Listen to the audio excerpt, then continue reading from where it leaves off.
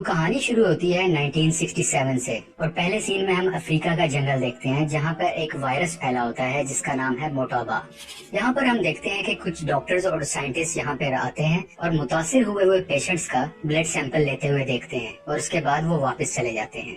और कुछ ही देर में हम देखते हैं कि अमेरिकन आर्मी के जनरल्स एक हुक्म जारी करते हैं जिसमें वो कहते हैं कि इस गाँव पर बम गिराकर तबाह कर दिया जाए ताकि वायरस को आगे फैलने से रोक सकें।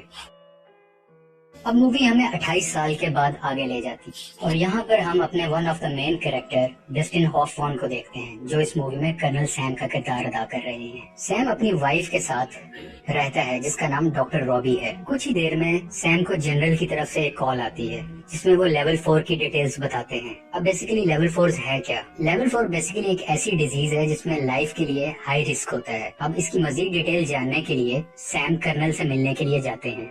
यहाँ पे कर्नल सैम की मुलाकात डिफरेंट ऑफिसर से होती है जिसमें जनरल बिली भी शामिल होते हैं। मेजर सॉल्ट का ये फर्स्ट मिशन है कर्नल सैम के साथ और जब ये दोनों अफ्रीका के जंगलों में पहुँचते हैं जहाँ पे वायरस ब्रेक आउट हुआ होता है तो वहाँ देख के बहुत परेशान होते हैं क्योंकि सिचुएशन बहुत खराब हो चुकी है। यहाँ पर बहुत से लोग मर रहे होते हैं, खून की उल्टियाँ कर रहे होते हैं। ये देख के मेजर सॉल्ट बहुत परेशान हो जाता है और अपना हेलमेट उतार देता है और रोने लगता है। और यहीं पे एक रैंडम आदमी इनसे मिलता है और इन्हें बताता है कि ये वायरस हवा से नहीं फैलता, लेकिन ये उसे अनसुना कर देते हैं और तमाम सैंपल्स कलेक्ट कर वापस बरतानिया अपने मुल्क में आ जाते हैं।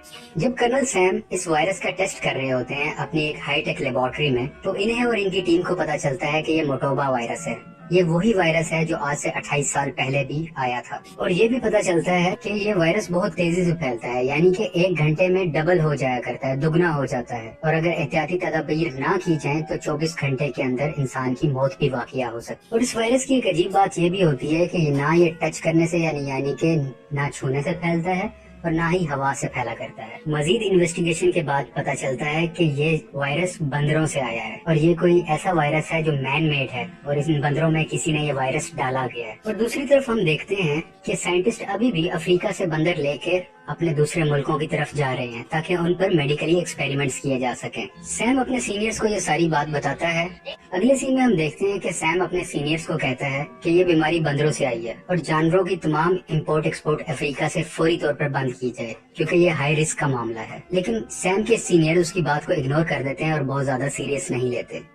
अब हम देखते हैं कि एक शख्स अफ्रीका के जंगलों से स्मगलिंग करके एक बंदर को कैलिफोर्निया लेके आता है और रास्ते में जब बंदर पानी पी रहा होता है तो वो पानी पीते हुए उस शख्स पर पानी की कुली कर देता है, यानी कि वो अपने मुंह से पानी उस शख्स पर फेंक देता है। ये जो बंदा इस बंदर की स्मगलिंग कर रहा होता है इसका नाम होता है जेम्स स्कॉट।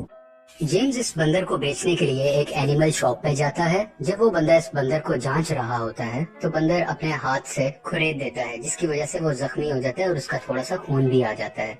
जब दुकानदार गौर करता है कि ये बंदर नहीं बल्कि बंदरिया है, यानी कि फीमेल मंकी है, तो वो स्कॉट को वापस कर देता है और कहता है कि मुझे मेल बंदर की जरूरत है ना कि फीमेल की। इसी बंदर के हाथ में एक बनाना भी होता है जो दूसरा बंदर उसे छीन लेता है और वो भी खा लेता है। और यहाँ पे हमें ये चीज क्लियर हो रही होती है कि इस बंदर से वायरस स्कॉट में फैला और इसी बंदर की वजह से उस दुकानदार में और दूसरे बंदर ने जिसने इसका झूठा केला खाया। अब जब इसका बंदर नहीं बिका होता तो स्कॉट उसे करीबी जंगल में छोड़ देता है ये सोचकर कि ये आजाद हो जाए और मुझे वापस जाना है। अब स्कॉट यहाँ से बॉस्टन जाने की तैयारी करता है, उसको अपनी फ्लाइट पकड़नी होती है। जब स्कॉट प्लेन में बैठा होता है तो इसकी तबीयत काफी खराब होती है और जब ये बॉस्टन पहुंच जाता है तो ये अपनी फ्रेंड से गले मिलता है और उसी वक्त स्कॉट बेहोश होके एयरपोर्ट पर ही गिर जाता है। दूसरी तरफ हम देखते हैं वो दुकानदार जो बंदर खरीदना चाह रहा था वो भी खून की उल्टी करता है और बीमार होकर हॉस्पिटल पहुंच जाता है।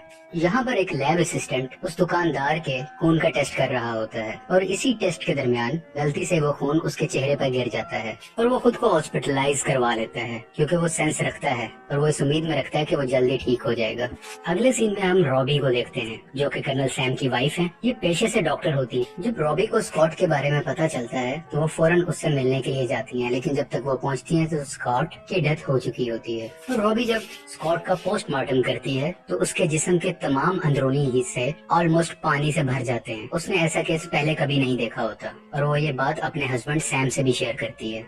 रॉबी ये भी बताती है अगर ऐसा ही केस 24 घंटे में दोबारा आया तो हम हाई अलर्ट इशू कर देंगे। अब हम ये देखते हैं कि वही लेबोरेटरी वाला असिस्टेंट अपनी फ्रेंड के साथ सिनेमा में मूवी देखने के लिए जाता है। वहाँ पर इसकी तबीयत थोड़ी सी खराब होती है और वो जोर जोर से खांसने लगता है, जिसकी वजह से वायरस दूसरे लोगों तक पहुँचने लगता है। लेकिन इसे इस चीज